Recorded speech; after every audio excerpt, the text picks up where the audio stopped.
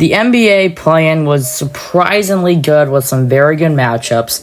We're going to go over the 4 first games. We're not going to go over the last 2. This is being recorded Thursday, so while you're watching this, the games are probably already happened or they're happening now. Now let's go over the Hawks versus Magic game. For some reason, I thought the Hawks would win this game. I had the Magic pretty low in my rankings for my playoff rankings, and this Magic team looks really, really good. Their starting point guard, Corey Joseph. I was watching this game.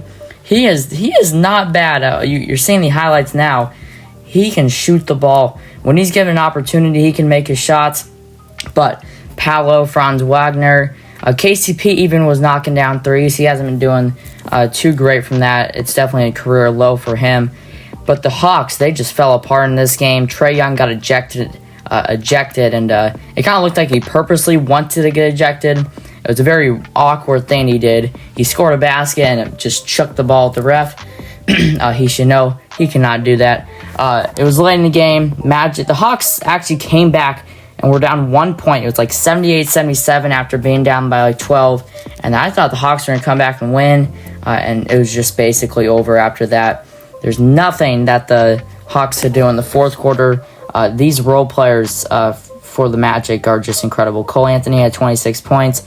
Paolo and Franz had good games. Jonathan Isaac, he looks like he's back from his 2019-2020 form. I just like how all the role players are just hooked into this team. This team is definitely a lot. This could be a team who could beat the Celtics. I don't know if they probably won't, but the way this Magic team plays together, their chemistry is off the charts. You can tell it. You can tell by the bench. Even the players. Mortis Wagner, he's sitting by the coaches. He even has like the coaches' clothes on. He's helping the players out. He's playing in the league for like 7 years, so he's helping guys like Cole Anthony. He's helping Caleb Houston. He hasn't played a lot of minutes, but the way these young guys could get into the game, and they're still developing. So Caleb Houston and the future could be in the rotation. Let's talk about the Hawks here. Trae Young got ejected, like we said. Just not really anything too spectacular by anybody for the Hawks. I don't believe they scored 100 points, and it was just a miserable game. I saw some good things from Zachary Risachet. Dyson Daniels had some steals. Onyeka Okongwu, he did some good things. Trae Young, I think he could have played a lot better. If he plays a lot better, they could do some things. I bet they beat the Heat. So, Cavs, Hawks. Hawks have been the 8th seed a couple times. They made the Eastern Conference Finals just a couple years ago. So, will they be a team who could, make it far like the Heat did that one year, 2023? I just don't think the 1 seeds are going to lose this year. That year is a little bit different. Giannis was hurt.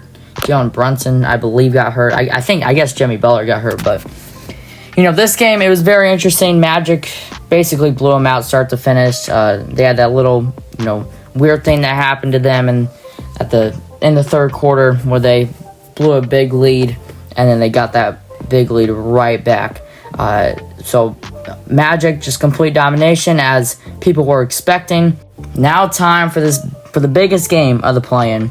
Warriors versus Grizzlies. The Grizzlies started off hot in this one. They started up 11-3. You're going to see this Jimmy Butler 3 right here. This is what sparked the comeback and made the Warriors actually go up 10 to end the first quarter. In the second quarter, the Warriors just took complete domination. Steph Curry had a crazy and 1-3 in the corner. You'll see in the highlights pretty soon. But this Warriors team is dangerous. I probably have them beating the Rockets in the first round. The Rockets do have home court advantage, just Steph Curry in the playoffs. Draymond Green, this is definitely one of his best years in a while. His passing ability, his defense has been good. I think his defense has been a little bit overhyped. It's still really good. I'm not going to doubt that, but it's still probably a little bit overhyped. Quentin Post, he is going to be in the rotation. I also don't know what happened to Trace Jackson Davis, but Kevon Looney, Quentin Post kind of put Jackson Davis out of the rotation. For the Grizzlies, Ja Morant, he got injured in this game. I believe he came back. He is likely to play tomorrow. He is injured still, so he's a game time decision. That's just what alert actually happened like 30 minutes ago on Bleacher Report while I'm recording this. But Jimmy Butler, these role players for the Warriors are incredible, man. Gway Santos, Kevon Looney, Gary Payton. Like, I can say it for the Magic and the Warriors. Their depth is really, really good. And I like how they've really evolved their players. Not a lot of people knew who Gway Santos was. You can see in these highlights his defense, that crazy and one he had. You can tell this team is loving him. Moses Moody, he has turned into a very, very good player. I like what he's been doing. Jimmy Butler, that addition was incredible. If they don't have Jimmy Butler, they're probably in that 9-10 matchup. There's that crazy and one by Steph. You probably already saw it. That face he had. I was actually going to use that for the thumbnail. Just couldn't find it. But this Warriors team, they could do some damage. As a Lakers fan, I think we do beat the T-Wolves, but I really do not want to go against them in the second round. But for the Grizzlies, Desmond Bane, he has been lights out. I've been, checking on the Grizzlies, watching these West standings, and Desmond Bane, he's been scoring 30 points efficiently, like it's nothing. He can knock down the three. His top of the key 3-point range is really, really good. John Morant, he does what he does.